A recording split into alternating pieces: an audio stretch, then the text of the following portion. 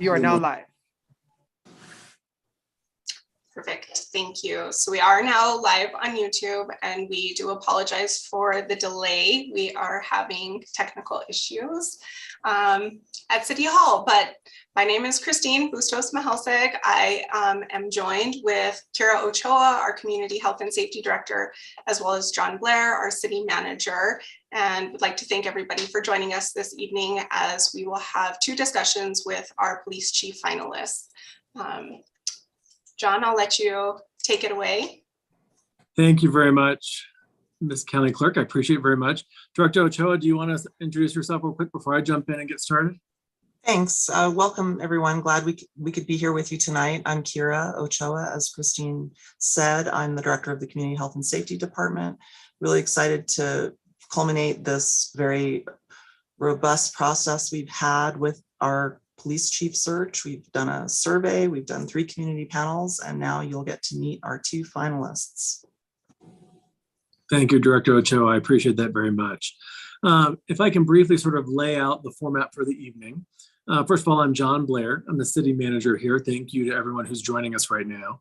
I want to thank my 2 colleagues for joining me as well and making this happen. As Director Ochoa just said, we're very proud of this really inclusive process that we've done over the last few months, which I think, frankly, is a first ever effort on our part, as we're looking for a police chief to be this inclusive, to really engage with the community to find out what are the priorities, what is the community looking for.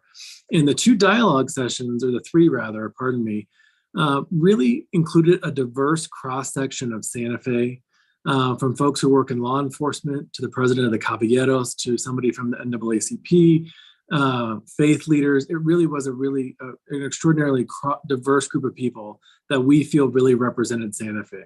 And so what we're going to do tonight is that we're down to 2 finalists in our search for the next police chief.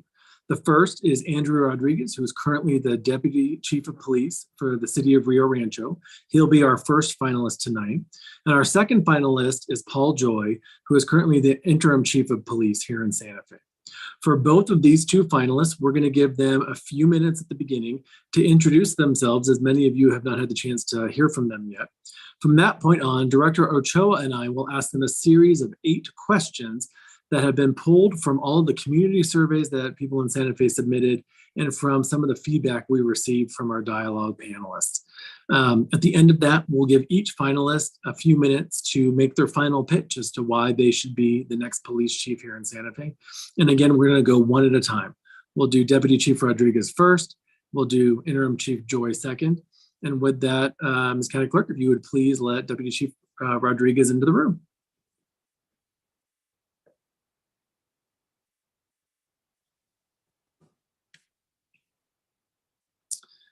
Deputy Chief Rodriguez, welcome, sir. Thank you for joining us tonight. Thank you for having me. Thank you for our patience with our technical issues we're having here. Oh, that's quite all right. I think Director Ochoa, sir, has sort of laid out the format for you, but as we just explained to the people who are viewing right now, we're going to give you 3 minutes to introduce yourselves to people who may not have had a chance to meet you yet.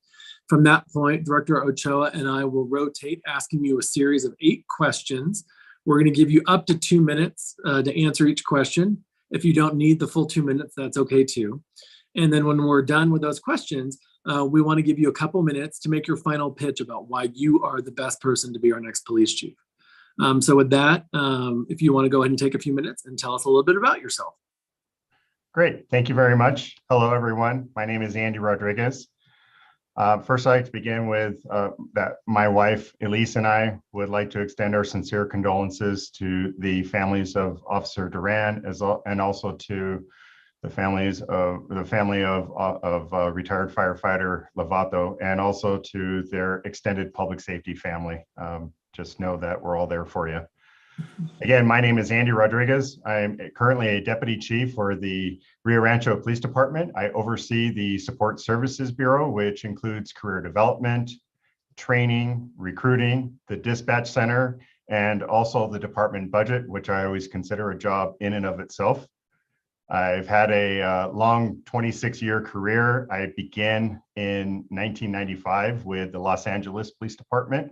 I served there as a patrol officer, working a number of different area commands, Most of my time was spent in South Los Angeles, where every day was always an adventure. I also served as a field training officer and spent a lot of my time training brand new officers right out of the academy. And I also spent my last assignment there was as a police performance auditor. I had no idea what that was until I actually worked it, and had a lot to do with a consent decree that the Los Angeles Police Department was under at the time. And I got to be a part of that larger process. Los Angeles was also where I met my wife. She was also a member of the Los Angeles Police Department, working in our communications division. Together, we have a daughter and 2 sons, and we live in Rio Rancho. In 2006, we came out to visit New Mexico. 2 years earlier, my parents moved out to the Albuquerque metro area, and we came out to visit finally in 2006, and we fell in love with it. And we said to ourselves on the 12-hour drive back that we were going to move to New Mexico. And 3 months later, we made it a reality. And in October of 2006, I transferred to the Rio Rancho Police Department. And I started off as an officer there, worked my way up to where I am now. I've had a number of different opportunities at career advancement, and also was able to achieve my educational goals. I never thought that I would have a master's degree, but I was able to do it here in New Mexico. And I'm fortunate to have worked with a number of great people. And I just want to say my family and I are poised to move to New Mexico, and are poised to move to Santa Fe, and we want to be a part of the community. And I would like to be your next police chief, and I will now stand for any questions you might have. Thank you, Deputy Chief Rodriguez. I misspoke earlier in my technical difficulties earlier. Our city clerk will be asking the questions, and so I apologize for that confusion, but with that, I'll pass it off to the city clerk. Very well. Awesome. Thank you so much. Andrew, I'll go ahead and start with the first question, which is, why do you want the position, and what in your experience makes you more qualified than the other candidate? Well, great. Coming in from the outside, I have to look at the situation in Santa Fe from what I have seen. And just like with a lot of places, there's a recruitment and retention problem. There's a morale problem all across law enforcement. Here in Rio Rancho, we've been able to overcome it. We've gone through some tough times, and I'm proud to say that I was part of the process that progressed us forward and brought us to where we are today. And I would like to take that same vision that we apply here and bring it to Santa Fe, where we take care of the people that we want to take care of the public, that we look out for the officers and are concerned about their well-being, because having a healthy workplace means that you're going to be able to retain people, you're going to be able to recruit people, and Santa Fe is going to be the model law enforcement agency in the state of New Mexico. I'm ready to be the next police chief for Santa Fe. More than that, like I said, my family's ready to come out here and to be a part of the community. And I also look at my 26 years in law enforcement and the people that I've learned, both good and bad, and what I've thought about what I would want in a chief of police. And most of all, I want somebody who is going to treat officers with respect, hold the officers accountable to the public, and also address some of the longstanding issues in law enforcement that have been there. I have the experience, the training, and the education all combined that put me in a good position to become your next police chief, and I hope you will accept me. Thank you so much for your response. The next question is, what will you do to ensure that cases the department sends to the DA are properly prepared and supported by the necessary evidence? So working with other organizations, whether it's the DA's office or other city departments, or let's say other advocacy groups within the city, it requires good communication, good collaboration, and strong leadership. And that's what I would do exactly working with the DA's office. I am known as a diplomat where I currently work, and am always the one that people ring up on the phone when there's an issue. And one thing that we do here at Rio Rancho is we have regular meetings with our DA's office, and that builds trust, that builds a strong relationship. We can address any issues, whether it be in the evidence room, whether it is report writing, it could be an attendance issue in court that is the problem. Whatever it is, we want to make sure that we address that problem right away, because it can only serve to make the public safer.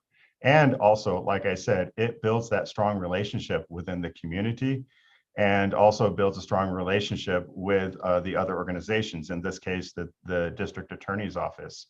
We take the initial case and we build a case and we send it to the prosecutor's office, but we need to make sure that as leaders that we take the next step and ensure that we follow that case all the way through the criminal justice system. And if we're not doing our job and our part in ensuring that there is a strong prosecution or that there's a strong case, then we're not going to keep the public safe.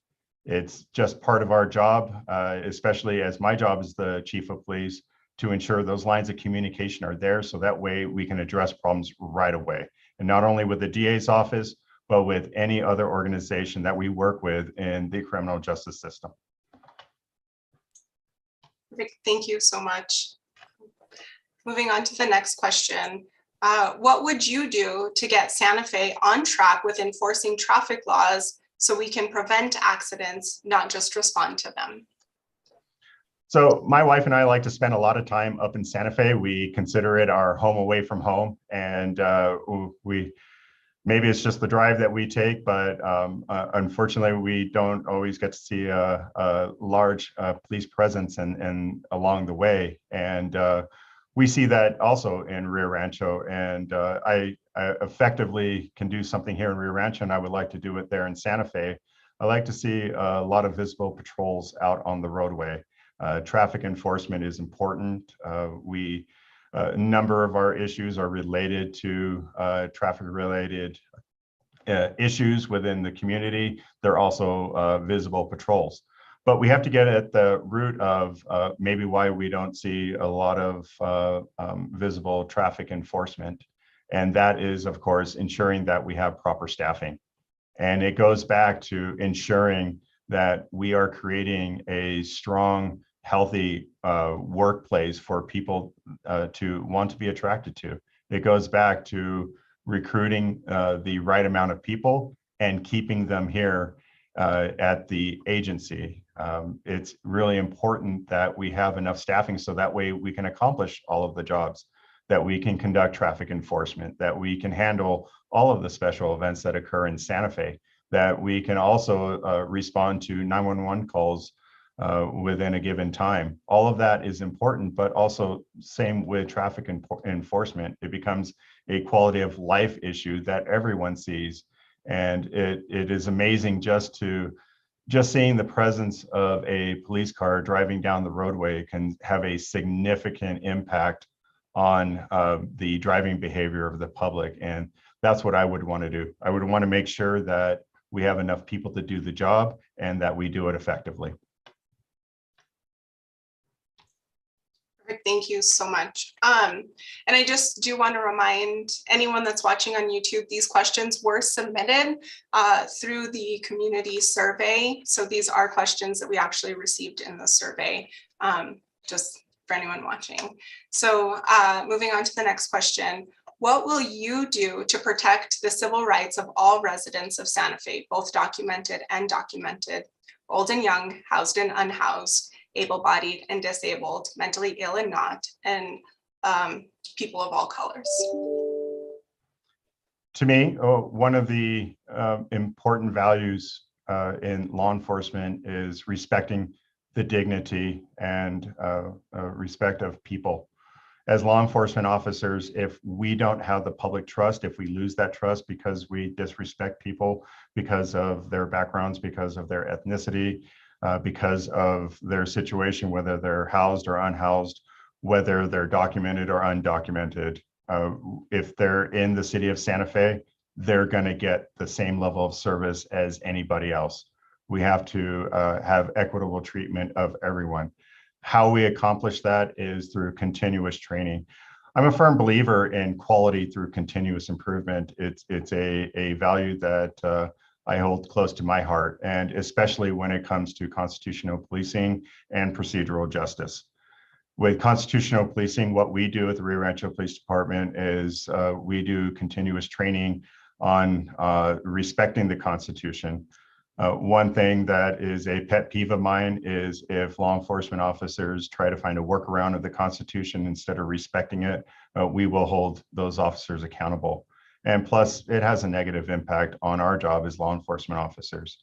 In regards to procedural justice, we have to make sure that we respect everybody and that we maintain the legitimacy of our office. We work for the people. And if we're not responsive to all of the people in the community, then we no longer have that legitimacy. We no longer have the public's trust, and we cannot work effectively. So my job is to ensure that not only our officers are taken care of, but that we hold them accountable to all of the members of the public, not just some, but all. Thank you. Thank you so much for that. The next question is, what would you do if a protest turns destructive? So one of the things that we have learned, especially in recent years in law enforcement, is it's when you have a sense that there's going to be some sort of a protest or a large gathering, people expressing their First Amendment rights, we want to do what's called crowd management and not necessarily crowd control. Crowd control can be a part of crowd management, but this is where the planning stage comes into play. And if you have good contacts, good communication, and have had good collaboration within the community, and you have their trust, then you're going to find out when these events are going to take place. And you can actually plan the number of officers that you're going to need at a certain event, ensure that you have a contingency in place, that you understand when to call for assistance from other law enforcement agencies or from your partners in advocacy areas, or also in the other areas of the criminal justice system. And if you have to resort to crowd control, that can also be part of your plan, but everybody has to know when it comes to that point. But from the outstart, you have to make sure that you have communication with people at a large crowd or a large gathering, and you have to understand who those leaders are within, and you work with them. And you sometimes you assist them in achieving their goals and expressing their First Amendment rights, and you let them know what you will tolerate and what you will not tolerate, and you set those boundaries early on. And it's amazing in my experience that if you do that and you have that good communication, you certainly end up with a positive event where everyone has worked together, and it continues to build that trust. And so I am a proponent always of crowd management and working with the community to ensure that you don't have destruction. So thank you so much for your responses. This next question is kind of multi-parts, and again, I'll just remind the community that they were submitted, so I'm reading them as they are submitted. The next one is, policing in the US has come under intense scrutiny in recent years. What do you think the primary role of police should be in our community? Do you think the Santa Fe Police Department is currently fulfilling that role? What changes would you make to ensure that it's following the model you believe? So I just want to make sure that I have the question right. Is what is the primary role of police in our community, specifically in Santa Fe, and what would I do to change the Santa Fe Police Department? Okay.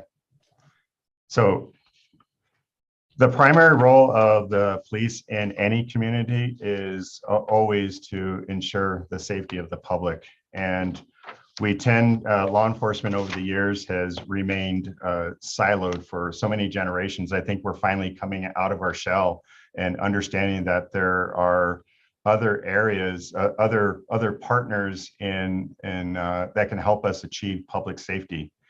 And certainly law enforcement always will have a role in that and can act as that leader to get those other partner organizations together to help achieve public safety, whether it is in responding to people that are in a mental health crisis and understanding how we defuse the situation, how we employ de-escalation tactics to any situation, and also understanding maybe that law enforcement is not the best suited organization to actually handle a certain incident and to achieve the safety of the public.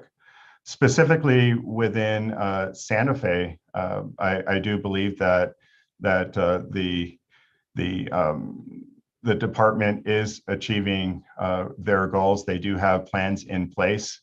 That there is, though, a barrier with the staffing, with the recruitment and the retention problem. Like I said, that is an issue throughout all of the United States and all of law enforcement. And in order to achieve our goals of public safety, specifically in Santa Fe, we got to make sure that we have enough officers and that we work together with other organizations and maybe identify areas where law enforcement maybe isn't the best suited to respond to certain types of calls, and be open to that and be open to other organizations coming in and assisting in achieving public safety. Thank you so much. So we do have 2 questions left, and just kind of let everyone know where we are in the process. The next question that was submitted was, how will you improve the morale of the police department? Okay. So the morale can sometimes, it can be a factor of not having enough staffing, not feeling supported by your administration. And that would be my goal within the Santa Fe Police Department, is to ensure that we create a healthy workplace, that we take care of the officers. And it's not just it's not just simply, hey, are you doing okay, or taking care of our officers on the outset. It's actually having a plan for helping them progress through their careers, finding out what is driving them and what they want to do, making it appealing for them to continue to work at the Santa Fe Police Department and achieving their goals, much in the same way that I've been able to achieve my goals in law enforcement. I think we should share the wealth on that and ensure that our officers are healthy, because that will only serve to improve not only the morale, but also the staffing. You can have any number of financial offerings to lure people into an agency, but if you don't have a healthy organization, then they won't stay. And in order to keep it that way, the administration has to be focused on the officers, because I look at it this way. We ask our people to go and interact with the members of the public and to treat them with dignity and respect. We have to begin by treating our officers and the people that we ask to go out there and serve the public with dignity and respect. And if we start there, and if we build a healthy workplace, and if we're interested in the careers and the progression and the needs of the officers and their welfare, then we're going to have a healthy workplace. We're going to attract people. We're going to have a more positive upward trend of the morale within the organization. And that's what I would like to do. Thank you so much. The last question in this series is, what motivates you to do this line of work? And what do you find to be the most important aspect of police work? I think I've been doing this job for 26 years, and I always look back to why I got into this. And it really is about service to the public. And how I do that has really changed over the years. And when I was a younger police officer, I just wanted to go out there and do the job. And I can't even remember if they paid me, but it was just fun every single day, just going out there. As I progressed over time and I got older and lost more of my hair, It changed what my goals were. I wanted to make things more healthy, and I wanted to progress law enforcement, and that's really what motivates me.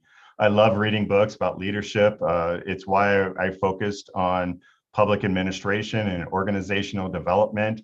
It's not something that is just academic. It's an applied science, and it was really interesting using what I learned through my training, my experience, and my education, and applying it in a law enforcement agency, and just working to get logistically vehicles for officers, getting them the equipment that they need, asking them what they need, making them part of the process. And I think that's what I always looked for when I was a police officer is, man, I wish one day that administration would just ask me what I need to do my job. And that's what motivates me is ensuring that our officers have exactly what they need, because we're asking them to do a lot more these days. And we're asking them sometimes to do an incredible act.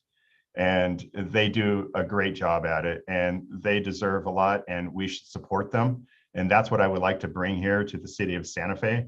And that's what motivates me, because if we support the officers, then you're going to have a healthy workplace, and they're going to certainly serve the public in that way.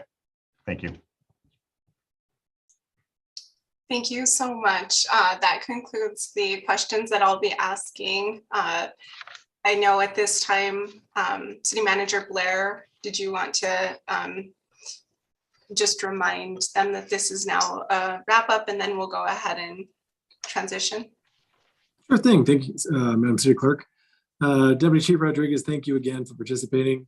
So that folks are aware, we're going to give you a final 2 minutes here to make your last pitch about why you think you're the best person to be our new police chief. And I will just want to say again that how grateful we are for you for going through this process, for putting yourself out into the public sphere where you take a lot of scrutiny and a lot of questions. And we are grateful for you and your service that you're giving to Rio Rancho now and that you've given throughout your career. So with that, sir, feel free to proceed with your final 2 minute pitch. Yes, no, I just want to say I thank you for this opportunity. 26 years ago, if you had asked me that I was going to be in this position here, I would have looked at you like you were a crazy person. I'm just really ecstatic and happy and excited to be a part of this process. And I just want to encourage people that if you can always achieve greatness, and you never know when the opportunity is going to present itself to be a part of something like this. And I just want to talk about a little bit about my vision, and it's simply to make Santa Fe the model law enforcement agency for everyone in New Mexico, and everyone will look up to Santa Fe, and everybody will want to work in Santa Fe. We're going to attract the best people, those that are committed to serve the public, and those that are committed to keep them safe.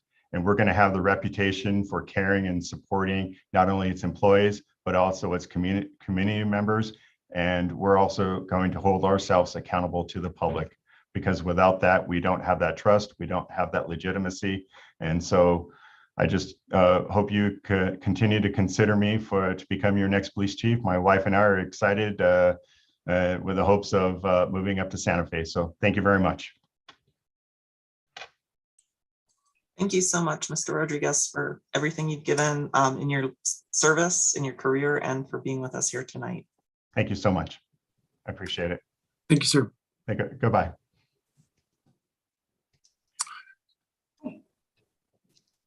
All right. Mr. Blair, do you want to just give a quick recap as we transition, kind of what we're doing in the process for anyone joining us kind of midway, or who maybe stepped in and started watching after we had started? Happy to do it. Thank you, Madam County Clerk. Hey, everybody, thank you so much for tuning in. We appreciate it very much. If you're just joining us mid-broadcast here, we are part of the leadership team here at the City of Santa Fe. And this forum tonight is for the two finalists to potentially be our next police chief here in the City of Santa Fe.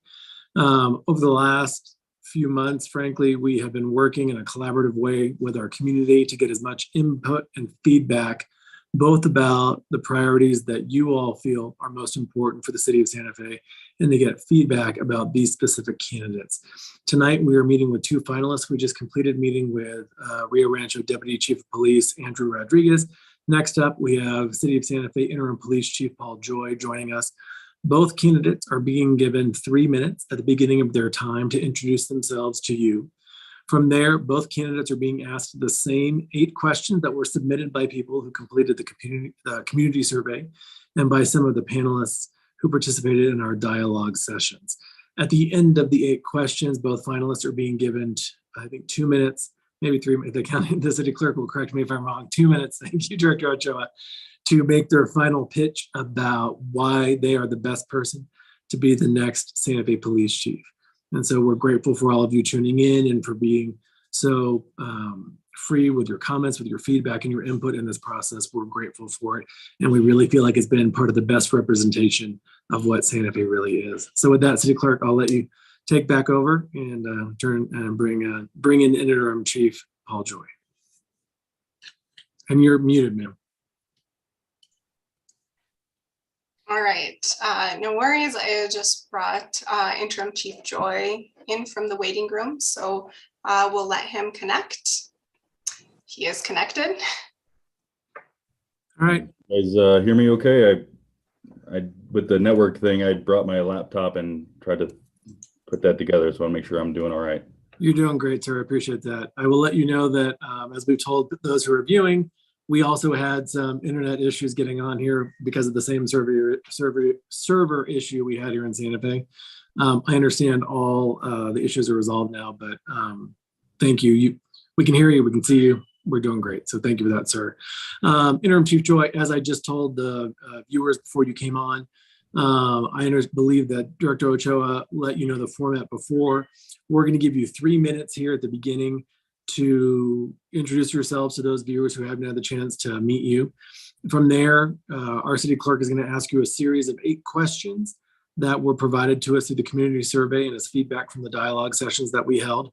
And at the end of that, we're going to ask you to give a final 2-minute pitch about why you think you're the best person to be the Santa Fe Police Chief. So with that, Interim Chief Joy, go ahead and take your 3 minutes and introduce yourself. Thank you, sir. Okay, thank you. My name is Paul Joy. I'm the current Interim Chief of Police. I'm also serving as the Operations Deputy Chief still. I'm filling 2 roles. I took over as Interim Chief of Police in December of 2021 upon the retirement of Chief Andrew Padilla. I've been the Operations Deputy Chief since September of 2019. Going back to the beginning, I moved to New Mexico in 1994. I grew up just outside of Detroit, Michigan. I moved to Carlsbad when I was in high school, graduated in 1998. I've known basically since I was a teenager, I was going to go into public service in some form or fashion. When I had graduated from high school, aside from having my curriculum for my diploma, I was also a certified EMT and was working as a volunteer firefighter. I decided to go to college at Eastern New Mexico University, due in large part to the lottery scholarship. I started in elementary education and later transitioned over into my degree field of criminal justice. I graduated with my bachelor's of criminal justice in December of 2002, not there yet, 2002, and moved around a little bit after that. I moved to Santa Fe in 2006 and at the end of June. And I knew, again, continuing that my desire for public service, that I was going to go into law enforcement or I was going to go into the fire service, to the fire department. I had my firefighter 1, my firefighter 2, and my EMT basic, but I also had my degree in criminal justice. So I took a roll of the dice and said I would go with whoever tested first or try for whoever tested first. I met Marvin Polk, who was the recruiter at the time, and he was very passionate about this department, very passionate about the community and the profession, and he sold me right away. I tested 2 weeks later with the Santa Fe Police Department. I was hired in September of 2006. My first duty night was the Zobra, which was a very interesting and wonderful introduction to Santa Fe and the Santa Fe Police Department. Starting as a cadet, I became a patrol officer, working my way through. I eventually became a field training officer. I tested for and became a detective, working in the property crimes unit, the street crimes unit, and the violent crimes unit. I've been a sergeant with the department, working on patrol, Also in the violent crimes unit as a sergeant and the crimes against children's unit as a sergeant. Promoted to lieutenant in 2016, working in patrol, criminal investigations, and internal affairs. Promoted to captain in 2019, the criminal investigations captain. And then 6 months later, give or take, I promoted to deputy chief of operations in the Santa Fe Police Department. All right, perfect timing. You got about 10 seconds left on the timer. All right, thank you so much for the introduction, Interim Chief Joy. As was mentioned, I think before you were able to hop on, these questions were taken directly from community members. They were part of the community survey. And so with that, I'll go ahead and start the questions. The first question is, why do you want the position?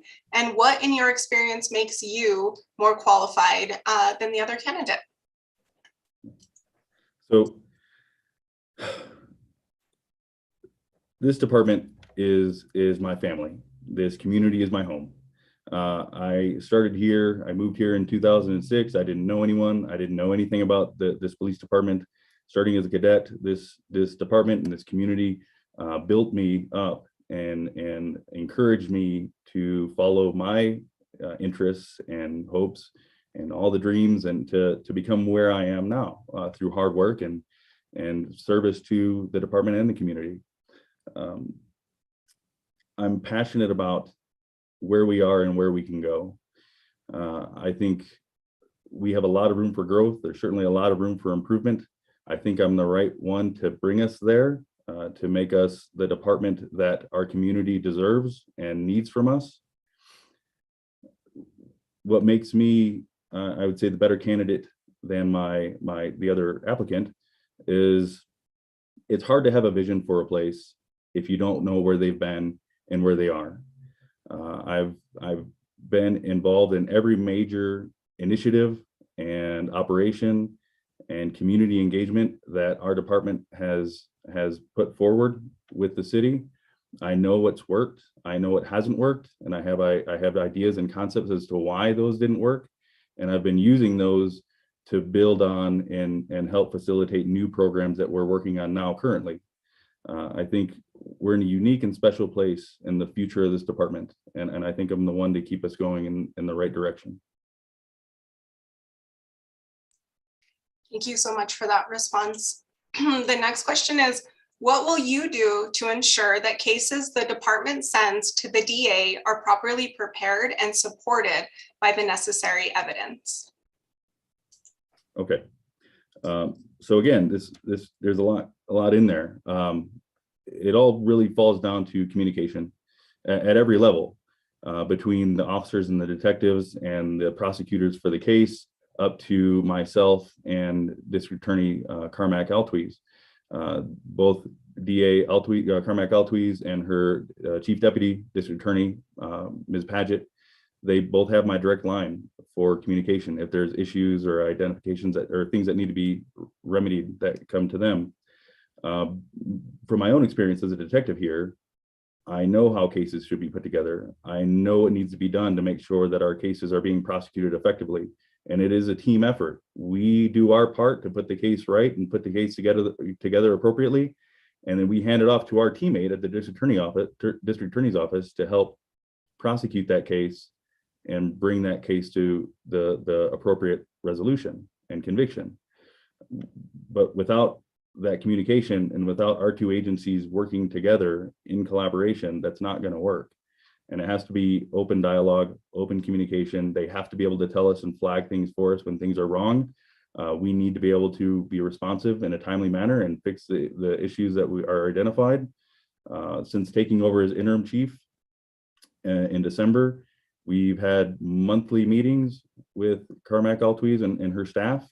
I think we've been going in the right direction and very productive with getting input on the improvements that we've made with the evidence room so far and ideas to make it better than where it is. And I think, again, we're going in the right direction. And I think I'm the right person to keep us moving forward. But it all boils down to communication between all of us. Great. Thank you so much for your response. The next question that was submitted was, what would you do to help get Santa Fe back on track with enforcing traffic laws in hopes of preventing accidents, not just responding to them? Okay, that's another big question, right? So everyone points to staffing for us and kind of where we are with that. We had roughly 94,000 and some change calls for 2021. But even in spite of that, our top call volume were close patrols, proactive close patrols. And so I think there are ways that we can modify those close patrols to be more enforcement heavy or traffic enforcement related. But on top of that, I'm a big fan of technology. I do think that we can bring the STOP program as an example here to Santa Fe, but in a way that's respectful of everyone's concerns and objective in its enforcement. What that does is it adds an extra resource to the streets for that traffic enforcement. It also alleviates our patrol guys so that they can be more proactive and enforce our crimes in other traffic areas and be that deterrent. And also building up our civilian staff to help support our patrol staff as well. What we do know for sure, because we've seen it, is that we've had a lot of interest in our civilian positions, including our PSAs. And I think there's ways that we can expand and build on that to, again, alleviate the pressure of our patrol officers who are out there on the street, to give them more time to be proactive and do more of that deterrent work and traffic investigation or traffic deterrence. And traffic is not just related to stopping crashes, but it's also a proven way to interdict and prevent drug trafficking as well as human trafficking. And so I think there are a lot of things that we can do immediately and in the near future to make those improvements. Thank you so much. This question might take me a second to read, so bear with me. What will you do to protect the civil rights of all residents of Santa Fe, both documented and undocumented, old and young, housed and unhoused, able-bodied and disabled, mentally ill and not, and people of all colors? Okay. All right. That's another. So everyone, regardless of who they are or where they're from, deserves to feel safe in their home and in their community. And without that, and without the trust in their police department that we are there to facilitate that for them, that no matter who they are or where they come from or what their background is, that we are their police department. Without that trust in us, and it's in our policy, the badge is a symbol of public trust. If we don't have that public trust, then the badge doesn't mean anything. I think there are some things that we've done well. I think being integrated into the community health and safety department as a larger entity where we are able to interact and work with these other community partners who work directly with those populations to help us better understand what their concerns are with us and what their concerns are from maybe distrust or how we can better bridge that gap, because we can't do it by ourselves. And the best thing we can do is reach out to the folks who better understand those communities to help educate us on how better to serve those communities. But it's important that, again, at the basic level, the thing that everyone deserves to be able to feel is they deserve to feel safe no matter who they are or where they're from. Thank you for that. The next question is, what would you do if a protest turns destructive? Okay. All right. So again, this is we can take this conversation in a variety of different ways. We can talk about the planning phase and what intelligence has been gathered and what we know at the time and how it's evolved. So skipping, because that's a long conversation. So skipping past all that. And so assume it's a civil, a first rights assembly or First Amendment assembly, and we assume everything's going well, and then it doesn't.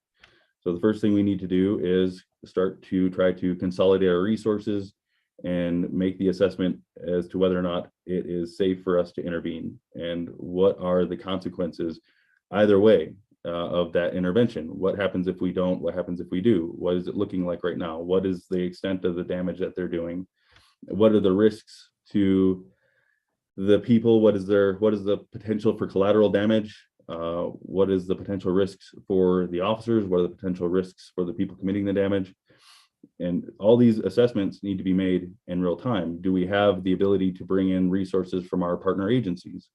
If so, where are we rallying at? How are we going to utilize them and partner up with them?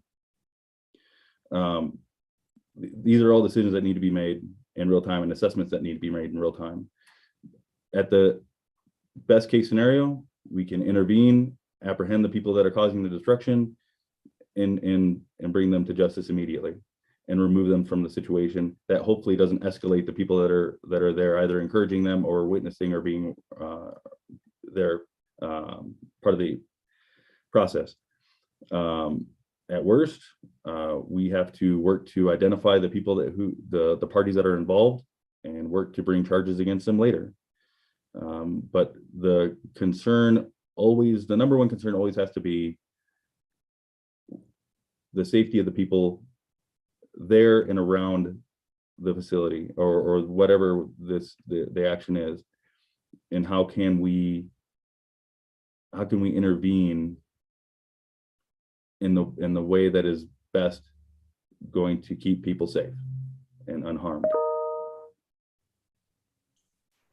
Thank you so much for that response. The next question is again a little loaded. So loaded in your terms. It just takes me a minute to read them.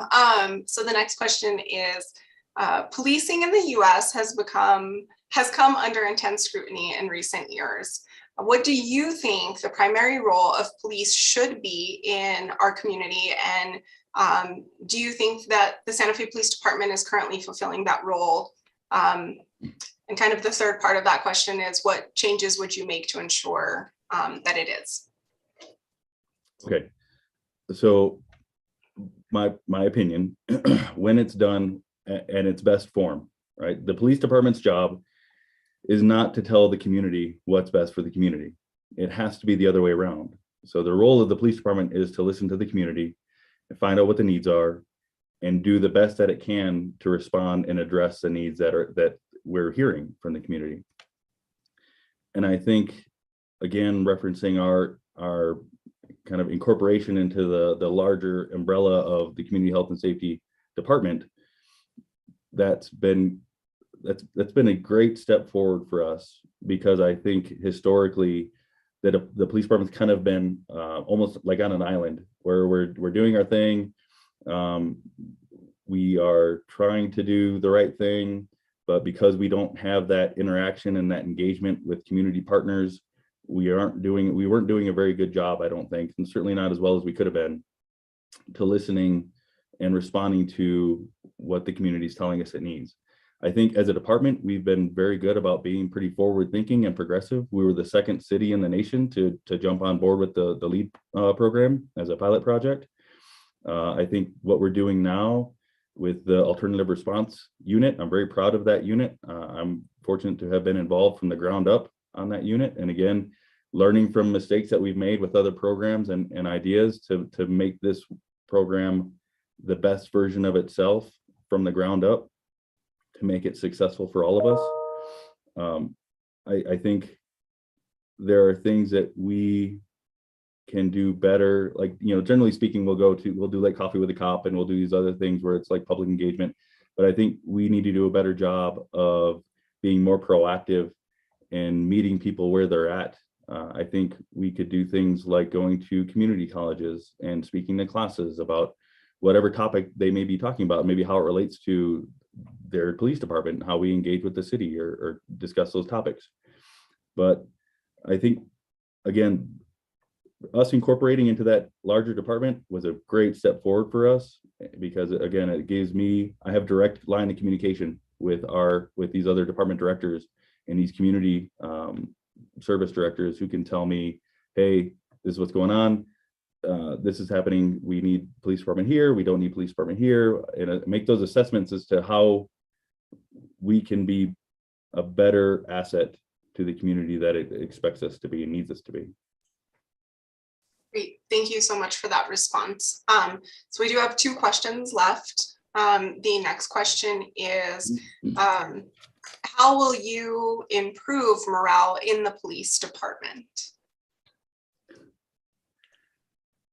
By listening and asking questions and making it very clear that this department belongs to my officers just as much as it does to me. And again, I'm very fortunate that starting here as a cadet, not knowing anyone, not knowing anything about this department saw skills and talents and allowed me to explore my interests and encourage me to go to trainings and build myself up to, again, be the best version of myself to serve the department and help move us forward. Everyone should have that opportunity here. Everyone should be supported in that way, the way that I feel supported. And we talk about this a lot, or I talk about this a lot, where our officers are our best recruiters. There are officers here that are here because I brought them here, because I spoke so well of this place and how well supported I was and have been. And it's more than just asking people, where do you see yourself in 5 years? There should be a follow-up on our part, on the department side, of where do you see yourself in 5 years and what do you need from the department to help you get there? Those are important conversations that need to be had, that let our people know, my people know, that I care about them as people, I care about their future, and they are just as important. I can't do my job unless they do their job, and they need to do their job because I need to support them to do their job. And so all of it really just comes down to listening and having those open lines of communications with my officers. Thank you so much for your response. So the last question in our series of questions is kind of 2 parts. One is, what motivates you to do this line of work? And the second part is, what do you find to be the most important aspect of police work? Okay. Sorry. So I have something to reference here. So what motivates me to do this? It's like I've known since I was a teenager, I was going to be in public service. It's been a passion of mine for as long as I can remember.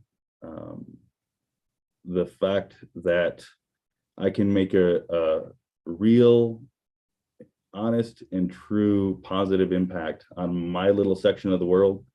And I know from my own experience that there are people who are from my time here in Santa Fe, I know for a fact that there are people who are alive today because I was able to respond to them and help them. The fact that I'm now able to be in such a unique and special position to help move a whole department forward into the future motivates me daily. The most important part of police work, that's the second part, right? Okay, is again being responsive to the needs of the community and making sure that our department is a part of the community. The community needs to feel like our department is their department too, and that we take their concerns and we take their safety, again, regardless of who they are or where they're from or what their background is. We care about everyone equally and we serve everyone equally.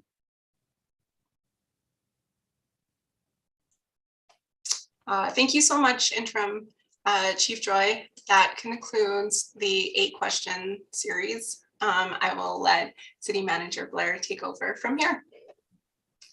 Thank you, City Clerk. Appreciate it. Interim Chief Joy, before we let you give your final 2-minute elevator pitch about why you're the best person to be our next police chief, We just want to say again how grateful we are to you for going through this process, for opening yourself up in a way that knowingly subjects you to public scrutiny and criticism. And then beyond that, we are grateful to you for your service in the city of Santa Fe and all the work that you've done in law enforcement. And just want to make sure that you know that we are grateful for that. With that, I will pass it off to you. When you're concluded, I think both Director Ochoa and our city clerk will say a couple final words. But with that, sir, please take your final 2 minutes and let us know why you're our best candidate to be the chief. Okay, all right. Well, like I said, it's difficult to have a vision for such an important role like this is without knowing where we've been and where we are. I have this department is my family, and this community is my home. And I've been very fortunate to have had the career that I've had here because of the support and the hard work on my end to get myself here. But I'm optimistic and hopeful that of the things that we can do and how we move this place forward together to make this department the best version of itself that the community wants us to be and needs us to be. That's really all I have to say. Thank you for everything and all the time everyone's taking to watch all this. That's it. All right, thank you, sir. Appreciate your time very, very much. Director Ochoa, any final words from you? I just want to echo my thanks, Chief Joy, for your service to us at this time throughout your career, and for your willingness to undergo this rigorous process with us. And really to everyone who's contributed with answering surveys, with being on our panels, to our city council members for their input, really deeply grateful. It's been a unique process and we've learned a lot from it, and we hope to continue to grow from that. Thank you. Clerk Bustos Mahelsic, anything from you? No, I just want to echo what Director Ochoa said. We really appreciate the community engagement through this process, both from our residents, but also from local groups and leaders as we move forward. And again, thank you to both candidates for participating and for their for their contributions to our community. It's really been invaluable. So thank you so much for joining us tonight. Thanks, everybody. Have a great night.